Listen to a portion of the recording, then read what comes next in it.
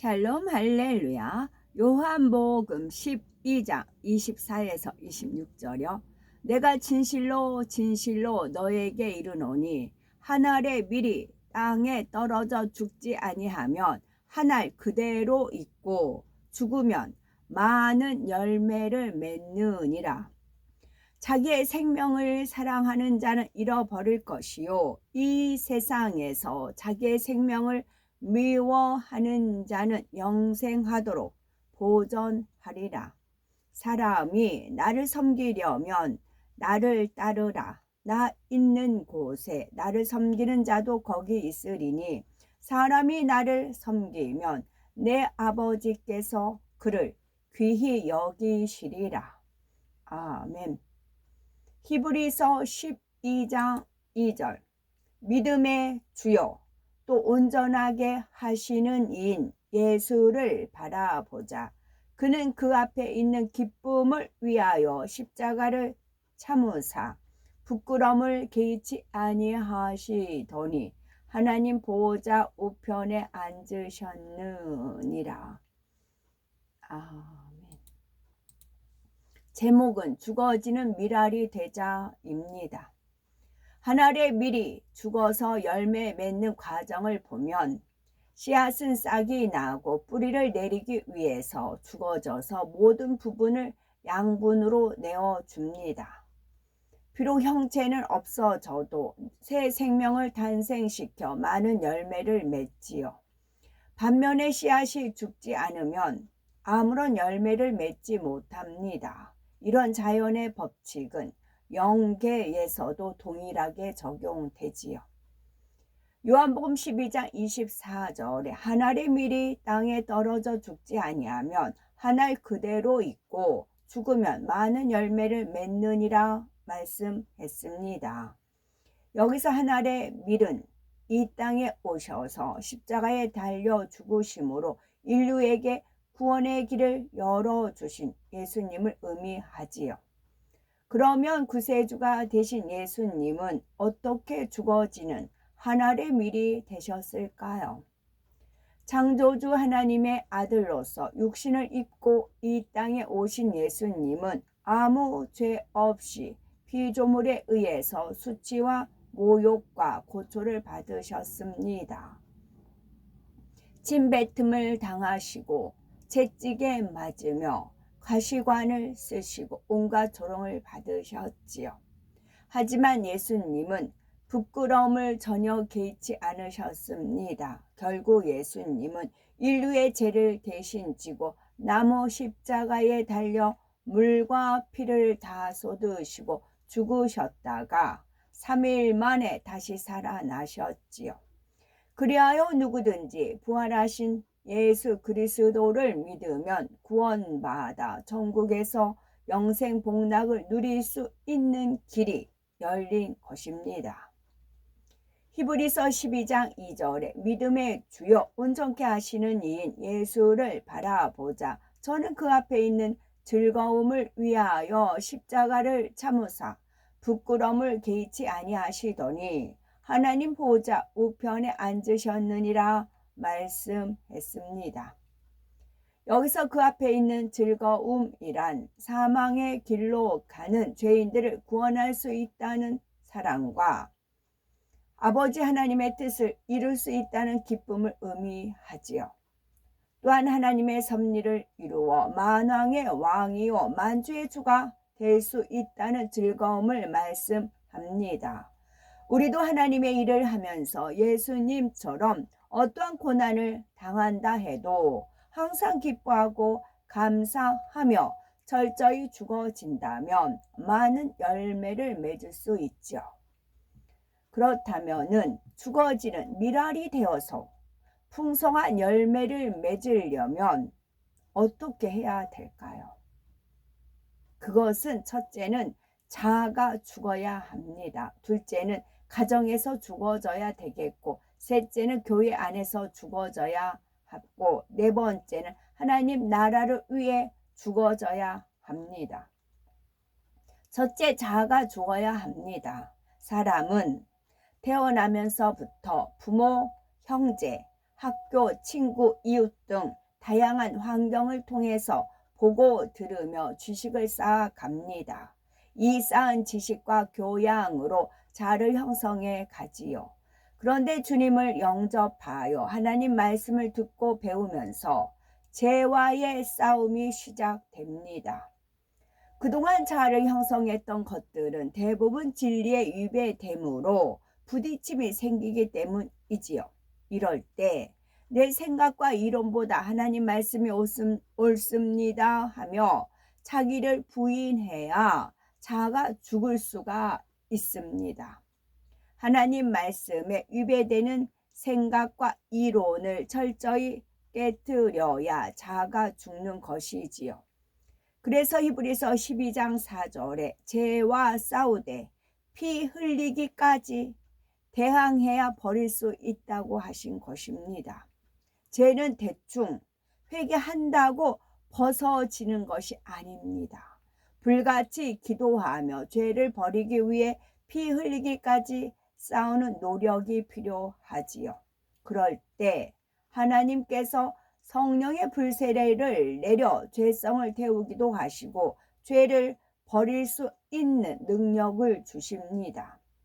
또한 내주하시는 성령께서 죄가 무엇인지 깨닫게 하시며 버릴 수 있게 도와주시죠.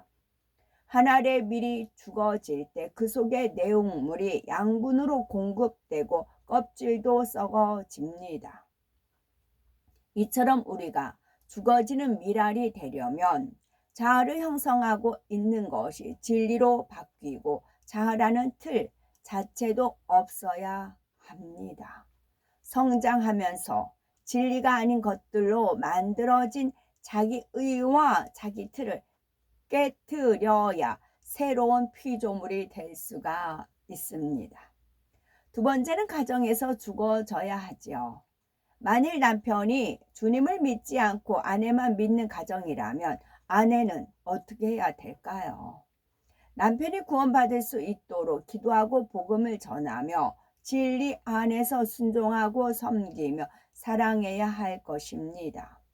아내가 남편을 위해 죽어지는 미랄이 되면 남편이 변화를 받아 구원에 이를 수 있지요. 남편만 주님을 믿는 가정이라 해도 그렇게 하면 되는 거죠. 가정 복음화를 온전히 이루고 사랑으로 하나 되는 가정이 되려면 믿음이 있는 사람이 먼저 죽어져야 합니다. 가족은 가장 가까이에서 모든 것을 지켜보기 때문에 본이 되지 못하면 열매를 거둘 수 없습니다. 교회 다니더니 착해졌다, 부지런해졌다 라고 인정받을 수 있어야죠. 그러므로 가정에서 죽어지려면 자신의 구습을 벗어버려야 합니다. 구습이란 하나님을 믿기 전에 옛사람일 때 자신의 몸에 밴 좋지 않은 습관을 말합니다. 자라온 환경 속에서 욕이 일상의 말이 되었거나 혈기가 많아 작은 일에도 쉽게 화를 내고 손찌검을 하는 것, 또 방이 지저분해도 치우치지 않고 방치해 두는 것 등이지요. 이런 나쁜 구습들을 버리고 성실히 본이 되어 가족들을 섬긴다면 가정 복음화는 물론이요 항상 웃음꽃이 피는 화목한 가정을 이룰 수 있습니다. 세 번째는 교회 안에서 죽어져야 하지요.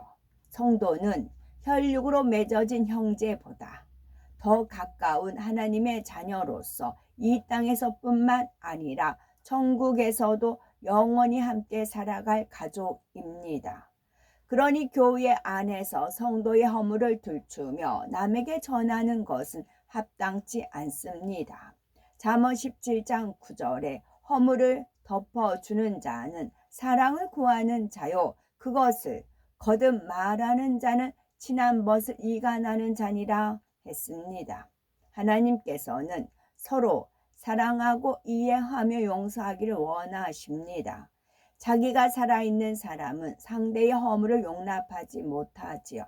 자기 의로움으로 상대를 지적하고 상대로 인해서 피해를 입으면 불편해하고 용서하기가 어렵지요.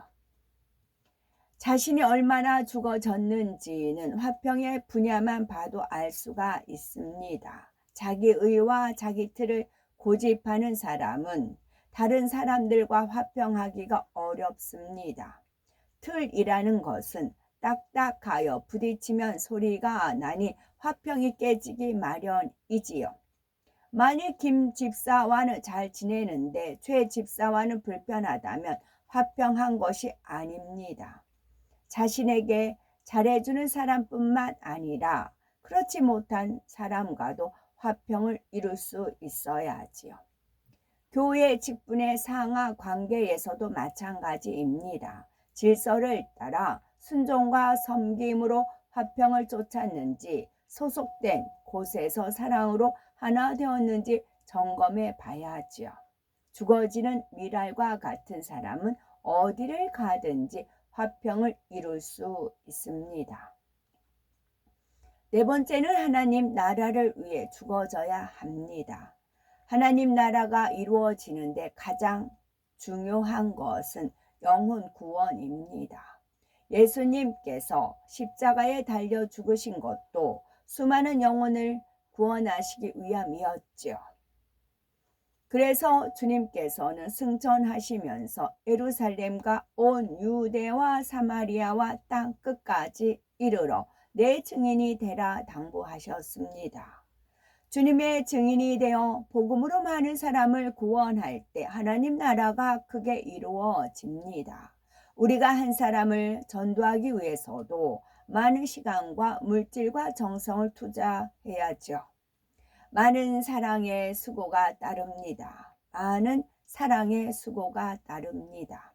착한 행실로 하나님께 영광을 돌려야 그들이 은혜를 받고 빛이신 하나님을 찾기 때문이지요. 전도된 영혼을 갈무리하는 것도 마찬가지고요. 이러한 헌신과 사랑의 수고를 아끼지 않을 때 많은 영혼이 영적인 성장을 이루며 교회가 부흥할 수 있습니다. 주님의 십자가 사랑을 깨우친 사람은 이 사랑에 빚진 심정으로 전도하며 영혼 갈무리하는 일을 수고롭게 여기지 않습니다. 자신의 것을 다 내어주고도 기뻐하며 자원함으로 헌신하지요. 로마서 8장 17절에 우리가 그와 함께 영광을 받기 위하여 고난도 함께 받아야 될 것이니라 말씀했습니다. 이처럼 하나님의 나라를 위해서 희생하고 죽어짐으로 사망으로 가는 수많은 영혼을 구원하여 주님의 핏값을 찾아드리는 우리 자녀가 우리가 되어야 되겠지요. 아멘. 옛사람과 새사람, 골로새서 3장 9절과 에베소서 4장 2절에 24절에 나오는 옛사람과 새사람. 옛사람이란 죄로 인해서 죽을 수밖에 없고 주 안에서 거듭나지 않아 비진리 가운데 행하는 사람을 가리킵니다. 반면에 새 사람이란 예수 그리스도를 영접하여 성령을 선물로 받고 새롭게 태어난 사람을 말하지요. 옛사람이 거듭나기 위해서는 오직 심령으로 새롭게 되어 하나님을 따라 의와 진리의 거룩함으로 지으심 입은 새 사람을 입어야 합니다. 아멘.